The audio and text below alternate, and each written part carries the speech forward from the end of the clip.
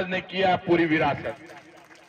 जैसलमेर बाड़मेर के कलाकार और बाकी सब जगह के कलाकारों का अपना नाम, अपना स्थान है।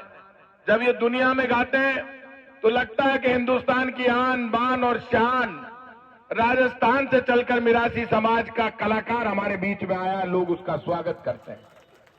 आपकी परंपराएं, आपका इतिहास, भारत की भूमि पर आपका भी लंबा इतिहास है।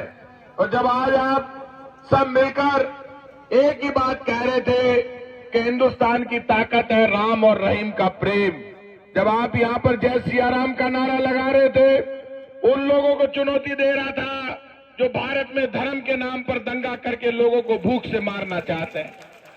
आज मैं आपको खुल के कह रहा हूं, बीजेपी और आरएसएस के लोगों ने हिंदुस्तान में रोटी और रोजगार की बात कभी नहीं की।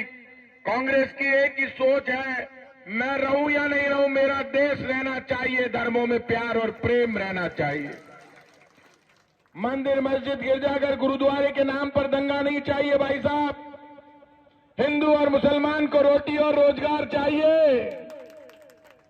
हिंदू, मुसलमान, सिख, ईसाई सबका बच्चा रोटी चाहता है, रोजगार चाहता है।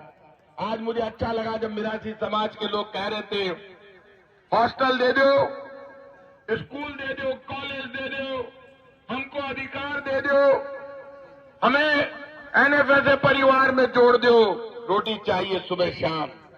ये पूरे देश में फ्री गेहूं देने का काम किसने किया? इस देश में राइट टू फूड, खाद का अधिकार, रोटी का अधिकार कांग्रेस पार्टी ने दिया। Right to work Congress party ने दिया। Right to education Congress party ने दिया। ये सारे अधिकार, राइट टू इंफॉर्मेशन कांग्रेस ने दिया। लेकिन धर्म और जाति के नाम पर कांग्रेस ने भेदभाव नहीं किया। जब आजादी की लड़ाई लड़ रहे थे, तिरंगा लेकर चल रहे थे, और जब तिरंगे का निर्माण हुआ तो तिरंगे में सबसे ऊपर केसरिया रंग आया। केसरिया का अर्थ क्या है? स्वाभिमान, शौर्य और बलिदान। उसके बाद सफेद शांति और अहिंसा का प्रतीक है। हरा हरियाली और विकास का प्रतीक है।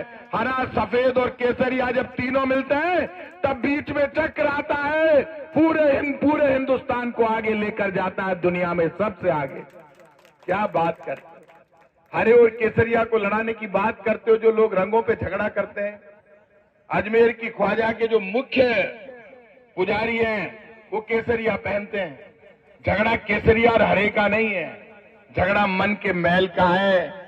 बीजेपी वालों, हिंदुस्तान में रजवाड़ों का जमाना ना, राजे महाराजाओं का जमाना रहा।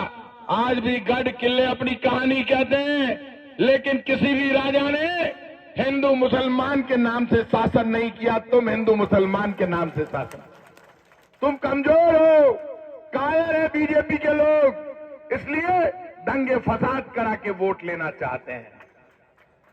जो दंगे फसाद करा के वोट लेना चाहता है वो रोटी नहीं देना चाहता, रोजगार नहीं देना चाहता। वो कहता है भूखे रहो लेकिन आपस में लड़ो। सावधान हो जाओ, जमाना बदल रहा है, सोच बदल रही है, लोगों की समझ में आ रहा है। क्योंकि धर्म के नाम पर मणिपुर नहीं जल रहा, जाति के नाम पर मणिपुर जल रहा है। पाप हो रहा है।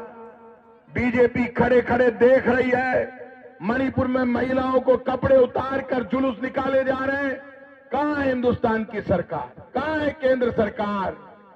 क्या कर रहे हो भाई साहब? पूरे मणिपुर में आग लगी हुई है। देश को कहां ले जाना चाहते हो बीजेपी के लोगों?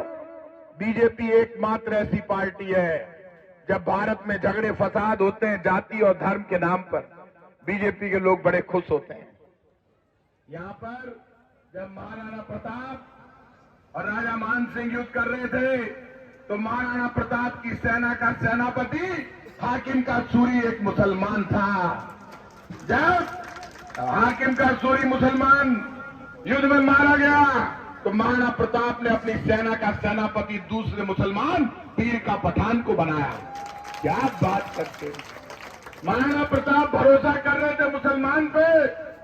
युद्ध में एक मुस्लिम सेनापति मारा गया तो दूसरा भी मुसलमान बनाया। क्या बात करते हो? यह हिंदू मुसलमान का कोई झगड़ा ही नहीं है। नए वीर पैदा हो गए। सोशल मीडिया पे तलवार चलाना आसान है, फोन में बंदूक चलाना आसान है। हाथ में तलवार और बंदूक उठाओगे, फोन में तो हाथ में नहीं उठानी पड़ती, तो हाथ दूजने लग जाएंगे, कलेजा चाहिए उसको उठाने के लिए। ये बीजेपी के लोग, आरएसएस के लोग बंदूक और तलवार नहीं उठा सकते। ये फोन में गंदा मैसेज डाल के दंगे करवा सकते। देश की आजादी की लड़ाई शहीद भगत सिंह, राजगुरु सुखदेव, अशफाकुल्ला खान ने मिलकर लड़ी। आज भी भारत की भूमि पर कोई दिक्कत होगी तो हिंदू, मुसलमान, सिख, ईसाई लड़कर अपनी जान दे देगा, लेकिन भारत की सुरक्षा करेगा, इतनी हिम्मत है हमें। ये बीजेपी के लोग नजर नहीं आए। और मैं आज आपको भरोसा देता हूं कि आज चुनाव आ रहे 4-5 महीने बाद। एक बात ध्यान रखना, अभी भाई साहब कह रहे थे कि आचार संहिता लग रही है, बददुआ मत लो। ध्यान रखना, हमें बददुआ लगी तो आपको भी लग जाएगी, ये संभल के रहना, तैयारी कर लेना, क्योंकि हमारे बददुआ लगी तो आप कहां जाओगे। आप और हम तो एक ही है। बीजेपी वाले हमारे भी सगे नहीं है तो तुम्हारे भी सगे नहीं है। गर्दन काट के दे दोगे ना तो भी नहीं मानेंगे, कहेंगे इनका इलाज करो। इसलिए ये तो दिमाग से निकाल दो।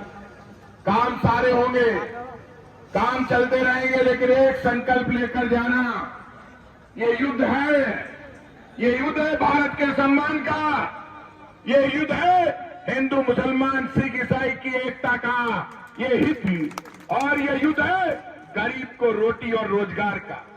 सावधान रहना, एक भी वोट खराब नहीं होना चाहिए। टीकाराम जी ने कितनी जोरदार बात कही पिछले चुनाव में। इन्हीं के समाज के लोगों ने गड़बड़ कर दी, लेकिन आपने इनका साथ दिया, उसके लिए धन्यवाद।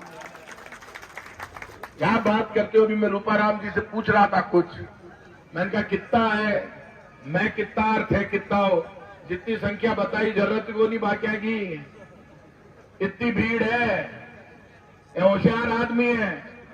मैंने हाथ जोड़ के कह रही हूं, आपकी एक बड़ी डिमांड मेरे पास आई हुई है और वो फाइल चल रही है। ये भारत सरकार बार बार एनएफएसए परिवार, पतो तो है कौन, सीधे लोग हो। ये खाद्य सुरक्षा गारंटी कानून मनमोहन सिंह जी और सोनिया गांधी जी ने लागू किया था गेहूं देने का फ्री में, अब 2011 की जनगणना से मिल रहा है। ये बार बार पोर्टल नहीं खोलने देती भारत सरकार, लेकिन मैं आपको भरोसा दे रहा हूं, इसी सरकार में कलाकारों को और राजस्थान मिरासी समुदाय, मिरासी, दाढ़ी, ढाणी, मांगड़िया, दमामी, राणा, लंगा, इन सब कलाकारों को एनएफएसए परिवारों में जोड़ लिया जाएगा। आप चिंता मत करो। और इसलिए जोड़ लिया जाएगा, वो पिछले जब ये मेरे पास घर पर आए थे, आप सुन लेना, मैं कछावा वंश का क्षत्रिय हूं और राम और रहीम में झगड़ा नहीं, हम राम के वंशज है, लेकिन ये ध्यान रखना, आपके बिना हम अधूरे हैं, हमारे बिना आप अधूरे हो, ये ध्यान रखना।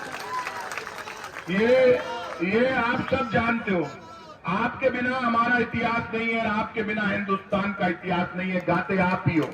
हिंदुस्तान के इतिहास को अमर यदि किसी ने किया तो आप कलाकारों ने किया है, मिरासी समाज के साथ। और जब आप गाते हो तो मुझे बहुत अच्छा लगता है। अरे कलाकार के दिल से जो आवाज निकलती है वो राम और रहीम दोनों के गुणगान करती है, वो कभी भेदभाव नहीं करती। क्या बात करती। ये बीजेपी वाले, मेरे से बड़ी तकलीफ होती है इनको, क्योंकि मैं बहुत गंदा बोलता हूं। मैं गंदा इसलिए बोलता हूं, मैं कायर को कायर ही कहता हूं। मैं इनको यूनिवर्सिटी में ठोकने लगा था, ठोकते ठोकते यहां तक आ गया, मंत्री बन गया। आप बताओ, मैंने इनसे कहा कमजोर को तो कोई मार दे। एक आदमी गाय खरीद कर लेकर जाता है जयपुर के हटवाड़े, दूध देने वाली का। पहले से हिंदुस्तान में सदियों से मुस्लिम समाज के लोग गाय और भैंस पालकर दूध बेचने का काम करते आए। इन पापियों ने इतना पाप किया, रास्ते में हमला कर करके दूध बेचना बंद करा दिया। अरे यार, शर्म करो। कोई भी मुसलमान गाय नहीं काटता, गाय को सब सम्मान देते हैं, अपनी मां मानते हैं, उसका दूध पीते हैं। अरे शर्म ही नहीं आती, पीछे पड़ जाते हो, झगड़ा कराना है। ढंग के आदमी से लड़ते नहीं, एक कमजोर है उसको मार लेंगे। मैंने कहा तुम मारा की जैन मारो, ताको नाम हो जाओ हिंदुस्तान में कि बीजेपी और आज प्रताप सिंह पर अटैक कर दियो। मारे कहां से जानते हैं, बाप है। पहली बात तो भारी पड़ जाएगा, दूसरी बात इलाज करने वाला लोग का ये बेईमान है।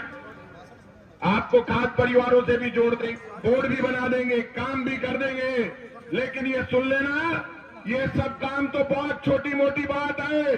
चुनाव का जब मैदान चालू हो तब लांग बांध कर तैयार हो जाना सबसे। ये कोई बड़ा इशू नहीं है। ये टीकाराम जी आपको मिला भी देंगे मुख्यमंत्री जी। आप जानते हो सबसे ज्यादा भारत की सरकार की आंख में कंकर यदि कोई बनी है तो राजस्थान की कांग्रेस की सरकार बनी हुई है, क्योंकि राहुल गांधी का मकान छीन लिया, दुकान छीन ली, घर छीन लिया, लेकिन वो भी आंखों कब लागे वो कसम कोस लो मैं हिंदुस्तान का राज छीनू, तुमसे ध्यान रखना।